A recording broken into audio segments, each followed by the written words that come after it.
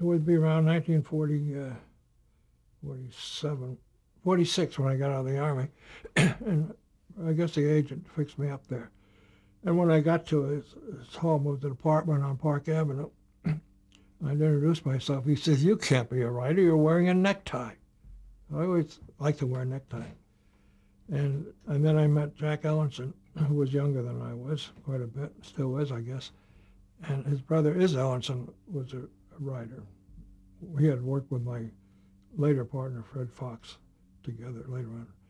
Anyway, Ed, we worked in the apartment with it. We'd bring in jokes.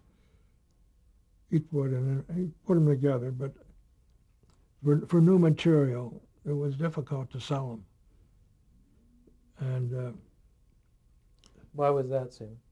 Because he's used to, I guess, the way he got his old jokes, probably look at old whiz-bang magazines and things like that. He did have writers, of course, but he'd do the operas, you know. And if somebody had another joke that was, he said, "That was from La Boheme." Like it was an opera. You know, they take an opera and use some characters and make a comedy routine out of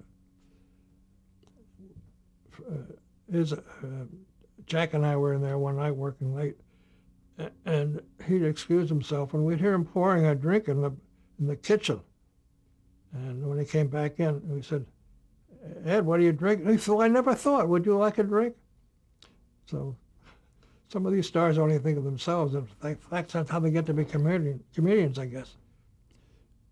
They're wrapped up in themselves pretty much. Although he was a sweet man. He had a briefcase, a dispatch case. Found out later it was always bourbon in it.